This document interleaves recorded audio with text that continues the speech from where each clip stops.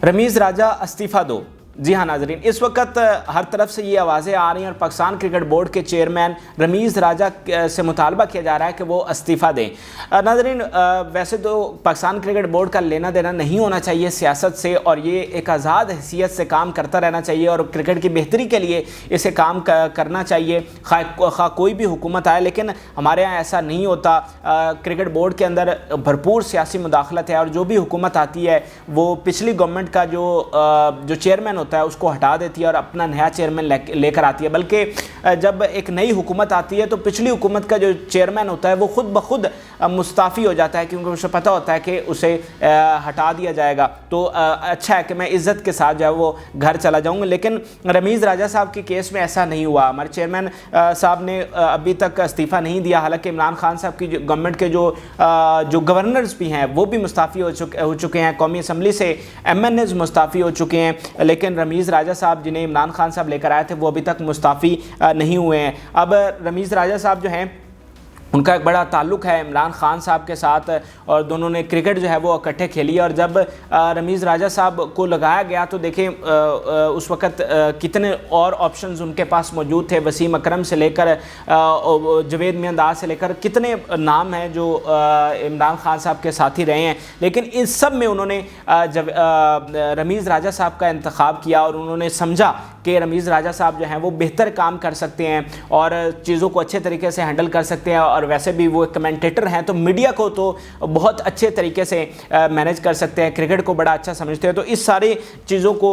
मद्देनज़र रखते हुए रमीज़ राजा को ये जिम्मेदारी सौंपी गई और उन्होंने आकर बड़े बड़े जो है वो इनिशिएटिव लिए। वैसे तो जब उनका इंतखाब हुआ था तो उसी दौरान न्यूजीलैंड का मामला निकल पड़ा था और न्यूजीलैंड जो है पाकिस्तान का दौरा मनसूख करके चली गई थी, जिसको रमीज़ राजा ने बड़े अच्छे तरीके से हैंडल किया था, मीडिया को बड़े अच्छे तरीके से हैंडल किया था और जो कौमी टीम है उसको बैक किया था। तो रमीज़ राजा साहब ने आते हुए कुछ गैर रिवायती इक़दाम किए जिसकी डायरेक्शन उन्हें बनी गाला से, प्राइम मिनिस्टर ऑफिस से मिली, यानी खान साहब से मिली। एक तो ये है कि रमीज़ राजा साहब ने इदारा जाती जो डिपार्टमेंटल क्रिकेट है उसको ख़त्म कर दिया था, जिस पर बहुत ज़्यादा तनकीद भी हुई। इवन क्रिकेटर्स ने बड़ी उस पर तनकीद की कि हमारे माजी के बड़े बड़े क्रिकेटर्स जो हैं वो डिपार्टमेंटल क्रिकेट खेल कर आए हैं,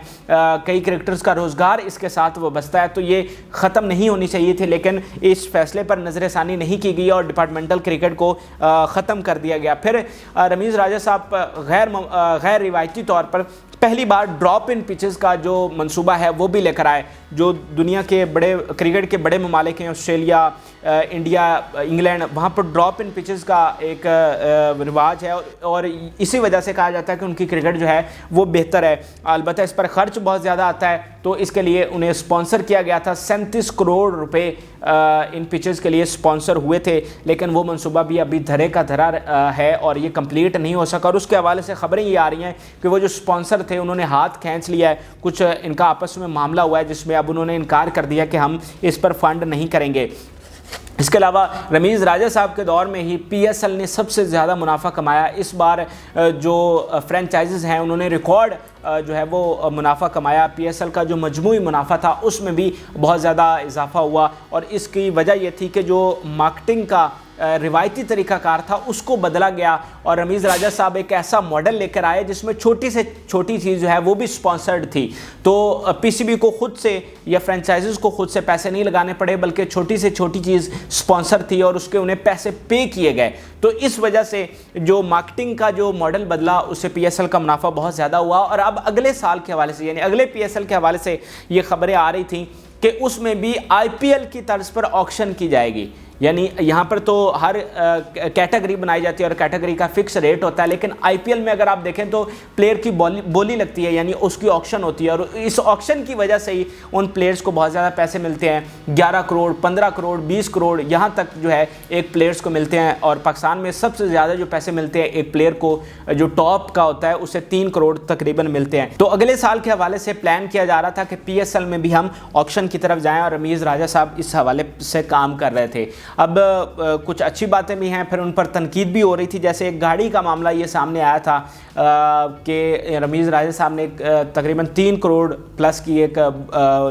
بلٹ پروف گاڑی بھی اپنے استعمال کے لیے خریدی تھی، اور اس پر بھی تنقید کی جا رہی تھی کہ یہ انہوں نے کیوں خریدی ہے، پی سی بی کا اتنا زیادہ پیسہ جو ہے وہ ایک گاڑی کے اوپر جو ہے کیوں خرچ کیا ہے۔ تو رمیز راجہ صاحب کام کر رہے تھے، تنقید بھی ہو رہی تھی، اچھا بھی کام کر رہے تھے، لیکن اسی دوران اچانک جو ہے وہ وفاقی حکومت کا تختہ الٹ گیا۔ اور ویسے تو یہ تھا کہ رمیز راجہ صاحب جب تک عمران خان صاحب موجود ہیں تب تک کام کریں گے، لیکن جب وفاقی حکومت چلی گئی تو اب رمیز راجہ صاحب جو ہیں وہ مشکل میں پھنس چکے ہیں۔ اب ہونا تو یہ چاہیے تھا کہ وہ استعفیٰ دے دیتے جو لوگ اب مطالبہ کر رہے ہیں، اور ایون میں آپ کو یہ بتا دوں کہ پی ٹی آئی والے بھی مطالبہ کر رہے ہیں، اور پی ٹی آئی والے کیوں مطالبہ کر رہے ہیں، حالانکہ خود انہوں نے ہی رمیز راجہ صاحب کو لگایا ہے، اور رمیز راجہ صاحب پی سی بی کا چیئرمین بننے سے پہلے بھی کھلم کھلا عمران خان صاحب کا جو ہے وہ ان کی حمایت کرتے رہے، اور ان پر یہ تنقید بھی ہوتی تھی کہ یہ کیونکہ خوشامد کرتے تھے عمران خان صاحب کی، اس لیے انہیں پی سی بی کا چیئرمین لگایا گیا۔ تو اب پی ٹی آئی والے ان کے خلاف کیوں ہو گئے ہیں؟ پی ٹی آئی والے دراصل یہ کہہ رہے ہیں کہ ان سے وفاداری کی ڈیمانڈ کر رہے ہیں کہ جب ہمارا لیڈر ہی نہیں رہا جس نے آپ کو لگایا، اتنا بڑا عہدہ دیا ہے، تو آپ وفاداری کا ثبوت دیں اور اپنے عہدے سے جو ہے وہ مستعفی ہو جائیں۔ تو اس لیے پی ٹی آئی والے بذات خود جو ہیں وہ رمیز راجہ صاحب کے خلاف ہیں۔ اس کے علاوہ مختلف صحافی، کرکٹرز، ایون آج عاقب جاوید صاحب نے انٹرویو دیا، اس میں بھی انہوں نے کہا کہ رمیز راجہ صاحب کو مستعفی ہو جانا چاہیے۔ جو دراصل ایک روایت ہے کہ جب حکومت بدلتی ہے تو پھر پی سی بی کا چیئرمین بھی بدل جاتا ہے، لیکن رمیز راجہ صاحب کے حوالے سے یہ خبریں آ رہی ہیں کہ وہ کوشش کر رہے ہیں کہ وہ کنٹینیو کر سکیں، اور جو پی ڈی ایم کی اپوزیشن کی جو حکومت آئی ہے اس کے ساتھ کوئی لے دے کے کیا مطلب اس کے ساتھ کوئی معاملات طے کریں، اور وہ اسی طرح جو ہے وہ کنٹینیو کرتے رہیں۔ لیکن یہ خبروں کی حد تک ہے، اس میں صداقت کتنی آئی ہے تو وقت آنے پر پتہ چلے گا، اور کچھ ہی دنوں میں جب یہ کابینہ بھی بن جائے گی، آنے والے چند دنوں میں واضح ہو جائے گا کہ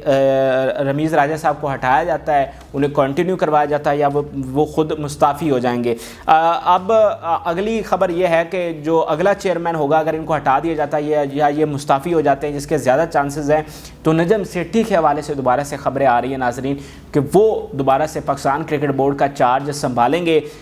نجم سیٹھی صاحب کے حوالے سے یہ بتا دوں آپ کو کہ ان کے دور میں ہی پاکستان سپر لیگ شروع ہوئی تھی، اور اس کے لیے ان کی جو کاوشیں ہیں، جو جدوجہد ہے، وہ کسی سے ڈھکی چھپی نہیں ہے، اور سبھی اس بات کو مانتے ہیں کہ پاکستان سپر لیگ کو کامیاب بنانے کے لیے، اس کو شروع کرنے کے لیے جو محنت، جو کام نجم سیٹھی صاحب نے کیا ہے، اس کا کریڈٹ انہیں ہمیشہ جاتا رہے گا۔ اور دیکھیں کہ آج پی ایس ایل کس لیول تک پہنچ چکا ہے، لیکن یہ جو پودا لگایا تھا وہ نجم سیٹھی صاحب نے ہی لگایا تھا، اور اب دوبارہ سے یہ خبریں آ رہی ہیں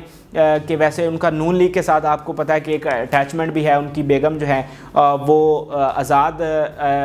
رکن تھی، ممبر اسمبلی تھی پنجاب کی، اب انہوں نے نون لیگ میں شمولیت اختیار کر لیا، اور ویسے بھی جو ویوز ہیں نجم سیٹھی صاحب کے وہ پی ایم ایل این کی حمایت میں ہمیشہ سے ہم ٹی وی پر دیکھتے ہیں، تو ان کی ایک اٹیچمنٹ بھی ہے۔ تو نجم سیٹھی صاحب کے حوالے سے دوبارہ سے یہ خبریں آ رہی ہیں کہ رمیز راجہ کے بعد وہ اگلے چیئرمین ہوں گے، لیکن صورتحال جو ہے وہ کچھ دنوں میں مزید واضح ہو جائے گی۔ آپ کی اس حوالے سے کیا رائے ہے؟ رمیز راجہ صاحب کو کیا حکومت کو چاہیے کہ ان کو کنٹینیو کروائیں، یہ اچھا کام کر رہے ہیں، یا پھر ان کو نکال کر کے اسے نئے کو لے کر آنا چاہیے، یا پھر رمیز راجہ صاحب کو مستعفی ہو جانا چاہیے؟ اپنی رائے سے کمنٹ سیکشن میں ضرور آگاہ کریں۔ فی الوقت کے لیے اجازت دیجیے، اللہ حافظ۔